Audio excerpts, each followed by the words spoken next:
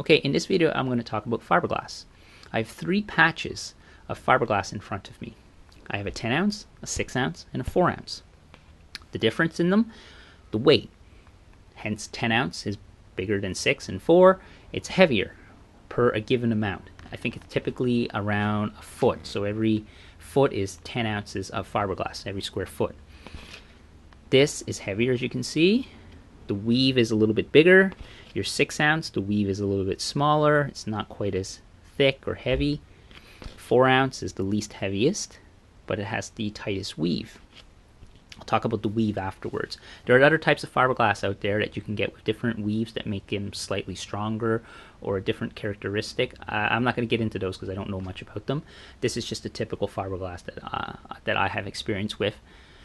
Your 10 ounce fiberglass will be used more for your longboards, heavier stand-up paddle boards, because you would use maybe a layer of that and maybe mix some other layers with it for ultimate strength.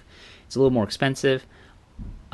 Typically though, using epoxy, 6 ounce glass you can get away with most for most surfboards, 6 and 4. So these two. I'm not going to talk too much about 10. That's a little bit heavy and I'm not going to be using it for the surfboard anyway. So 6 and 4 ounce. The weave on the 4 is a little bit tighter, and if you are to do a layering, so if you do a 6 ounce and a 4 ounce of glass, say on a deck, which is a glassing schedule, which I'll talk about here in a second, typically you want the 4 ounce on top, because when you laminate and in the resin, once you're done laminating to do the hot coat, the weave of the fiberglass shows less on the 4 ounce than on the 6 ounce, because the 6 ounce it's a little bigger of a weave. Okay, so different types of boards. A short board typically will use a glassing schedule of more like a 4 ounce, because you're going for performance. You want it lighter. I'm making more of just a everyday board, so mine's like a single fin kind of fun board or an egg or something like that.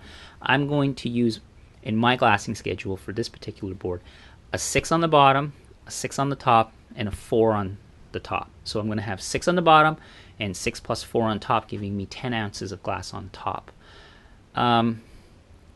You could do 2 6s on the bottom and a 6 on top as well. You could do a 6 on the bottom and 2 6s on top as well, but I'm just going to save a little weight and I'm going to do a 4 ounce. You could also do a deck patch, meaning you're not going to do the whole length of the board in fiberglass. You're just going to glass up to, say, maybe to where your feet are, just to prevent indentations from your feet. Now, if any of you have owned polyester boards, fiberglass polyester boards, you're going to see heel marks. Typically on an epoxy board, epoxy is so much stronger, that usually doesn't even happen, even if with a light glassing schedule. So that a glassing schedule is just that. It means what type of fiberglass are you going to use on the deck and on the bottom. So it depends on what you're going for. If it's a long board, you're going to go with something heavier. If it's a short board, you're probably going to go with something lighter. The usage or what you're riding or the conditions of what you're riding will dictate as well. If you're really riding hollow waves, lots of power, you might want a heavier glassing schedule. Just depends. But typically on 6 ounce cloth, you can't go wrong with it, in my experience. Others out there might have a different opinion. That's just my experience so far. I like using 6 and 4. Do a little research, see what works for you.